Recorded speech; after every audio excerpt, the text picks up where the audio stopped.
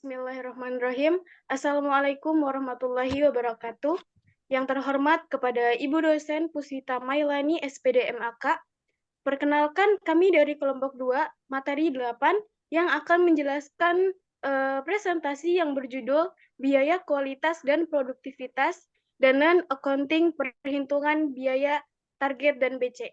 Sebelumnya, izin memperkenalkan diri. Nama saya Selvia Amelia dan rekan saya. Nama saya Emil Sanuliawati. Nama saya Randy Maulana. Baik, selanjutnya kita langsung masuk ke materi saja. Yang pertama akan dijelaskan oleh saya.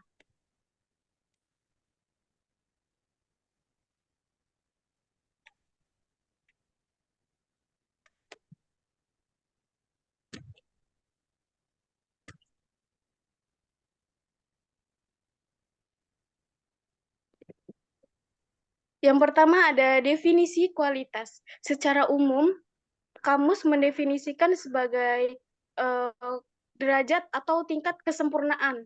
Dalam hal ini, kualitas adalah ukuran relatif dari kebaikan atau goodness. Mendefinisikan kualitas sebagai kebaikan merupakan makna secara umum yang tidak memiliki makna operasional. Produk atau jasa yang berkualitas memenuhi atau melebihi harapan pelanggan dalam 8 dimensi, yaitu yang pertama ada kinerja, estetika, kemudahan perawatan dan perbaikan, fitur, keandalan, tahan lama, kualitas kesesuaian, dan yang terakhir ada kecocokan penggunaan. Selanjutnya ada definisi biaya kualitas.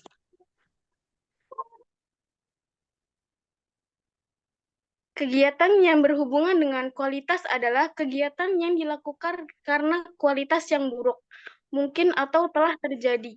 Biaya-biaya untuk melakukan kegiatan-kegiatan disebut dengan biaya kualitas, dan biaya kualitas adalah biaya-biaya yang timbul karena mungkin atau telah terdapat produk yang kualitasnya buruk.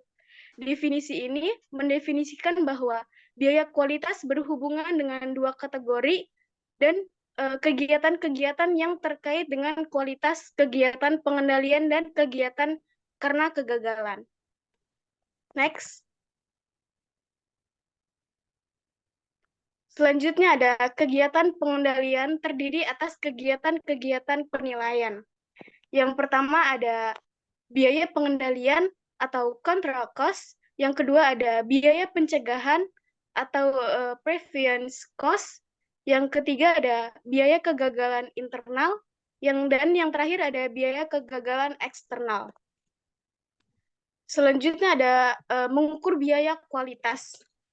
Biaya kualitas yang dapat diamati atau observable quality cost adalah biaya-biaya yang tersedia atau dapat diperoleh dari catatan akuntansi perusahaan. Biaya kualitas yang tersembunyi atau hidden cost adalah biaya kesempatan atau oportunitas yang terjadi karena kualitas yang buruk. Atau biaya oportunitas biasanya disajikan dalam catatan akuntansi. Next. Ada 3 metode yang disarankan untuk rujukan. Yang pertama ada metode penggalian atau multiple method, yaitu metode pengendalian asumsi total biaya kegagalan adalah hasil pengendalian dari biaya-biaya kegagalan yang terukur di mana K adalah efek penggali dan nilai K diperoleh dari berdasarkan pengalaman. Yang kedua ada metode penelitian pusat, metode penelitian pasar. Digunakan untuk menilai dampak kualitas yang buruk terhadap penjualan dan pangsa pasar. Survei pelanggan dan wawancara dengan anggota tim penjualan perusahaan dapat memberikan pemahaman yang lebih baik terhadap biaya tersembunyi perusahaan.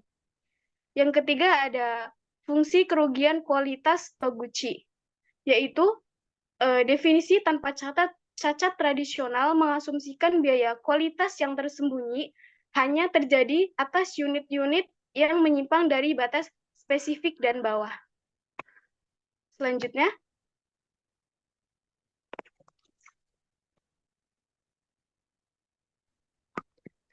akan saya tujuan biaya pelaporan. Tujuan utama pelaporan biaya kualitas adalah memperbaiki dan mempermudah perencanaan, pengendalian, dan pengambilan keputusan manajerial. Sebagai contoh, dalam pemutusan pengimplementasian program seleksi pemasok guna memperbaiki kualitas bahan baku, seorang manajer memerlukan penilaian terhadap biaya kualitas saat ini.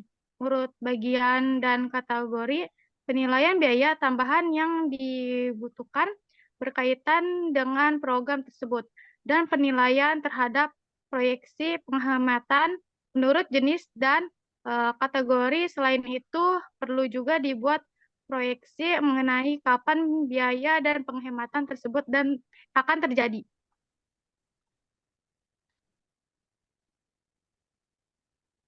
Pengukur dan pengendalian. Produktivitas berkaitan dengan memproduksi output secara efisien. Secara spesifik, produktivitas mengacu pada hubungan antara output dan input yang digunakan pro memproduksi output. Kombinasi atau bauran dari input yang berbeda-beda untuk dapat digunakan untuk memproduksi suatu tingkat output efisiensi memproduksi total adalah suatu titik di mana dua kondisi terpenuhi, yaitu yang pertama, setiap bauran input untuk memproduksi output tertentu. Dua, atas bauran-bauran yang memenuhi kondisi pertama.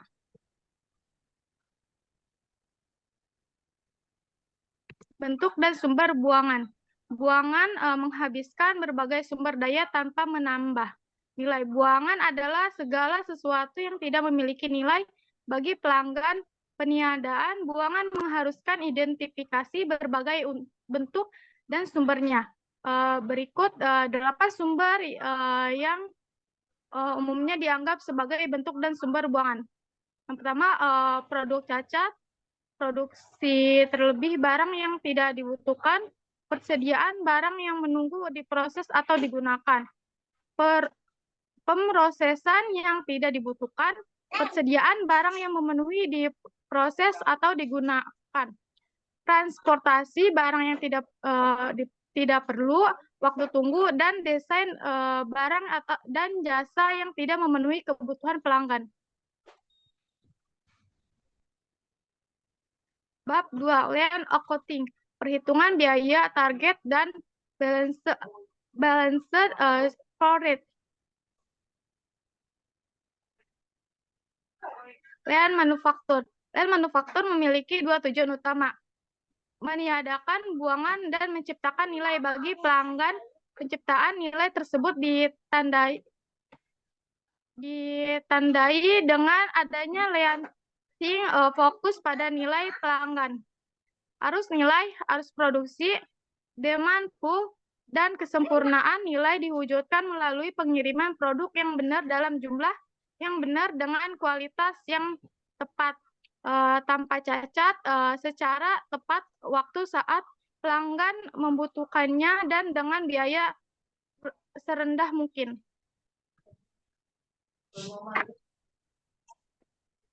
Nilai berdasarkan produk. Nilai ditentukan oleh pelanggan. Minimal nilai merupakan suatu bagian atau fitur yang membuat pelanggan tersebut membayar nilai. Bagi pelanggan adalah perbedaan antara nilai yang direalisasi dengan pengorbanan. Realisasi adalah hal yang diterima pelanggan, pengorbanan adalah hal yang dilepaskan oleh pelanggan, termasuk uang yang bersedia mereka keluarkan untuk filter dasar dan khusus produk, kualitas, merek, dan reputasi. Jadi nilai berkaitan dengan produk tertentu dan fitur produk tertentu menambah nilai dan fungsi yang tidak diinginkan oleh pelanggan adalah menyia-nyiakan waktu dan sumber daya.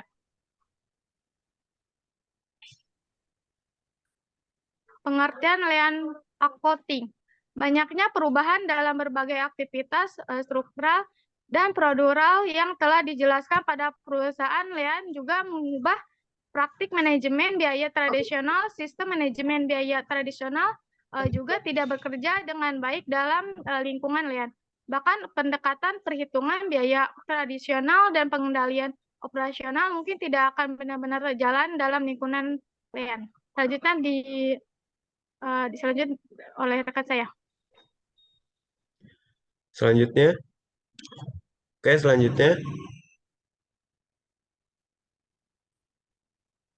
selanjutnya ada perhitungan biaya produk. Salah satu konsekuensi dari peningkatan biaya yang dapat ditelusuri secara langsung adalah meningkatnya akurasi perhitungan biaya produk. Biaya yang dapat ditelusuri langsung secara eksklusif dihubungkan dengan produk terkait. Secara pasti dapat dikatakan termasuk di dalamnya. Biaya produk diperhitungkan dengan menghitung biaya periode terkait dan membaginya dengan output produk. Contohnya, asumsikan biaya suatu arus nilai sebesar $800.000 untuk bulan Januari. Sedangkan output untuk bulan Januari adalah 5.000 unit. Biaya per unit sebesar $160 atau per unit 800 dibagi 5.000. Arus nilai terfokus paling akurat dan paling sederhana.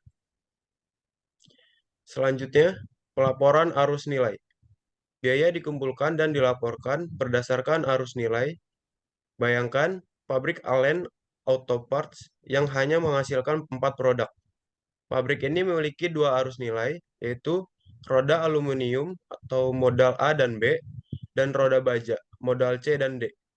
Tampilan 16.2 menunjukkan laporan laba rugi pabrik tersebut untuk minggu 6 April.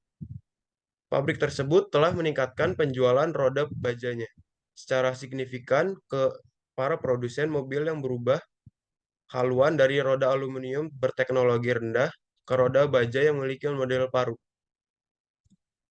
Selanjutnya, manajemen biaya siklus hidup dan peran dari perhitungan biaya target atau balance scorecard. Tahap perancangan produk dapat berpengaruh signifikan terhadap biaya aktivitas.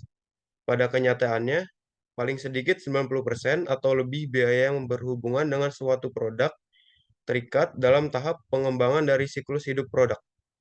Secara sederhana, siklus hidup produk atau product life cycle adalah waktu di mana produk hidup berpengonsepan hingga tidak terpakai. Biaya siklus hidup adalah semua biaya yang berhubungan dengan produk untuk keseluruhan siklus hidupnya. Selanjutnya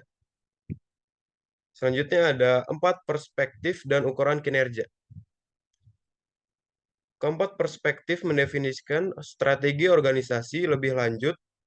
Contoh pernyataan jika maka mengilustrasikan. Keempat perspektif memberikan struktur atau kerangka kerja untuk mengembangkan suatu ukuran kinerja yang terintegrasi dan kohesif. Dengan peranan yang dimainkan keempat perspektif ini dalam pengembangan ukuran kinerja, pengujian perspektif yang lebih detail akan lebih terjamin. Itu ada perspektif keuangan, perspektif pelanggan, perspektif proses, dan yang terakhir perspektif pembelajaran dan pertumbuhan. Terima kasih.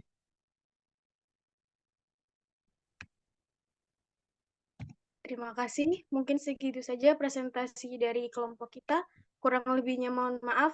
Wassalamualaikum warahmatullahi wabarakatuh.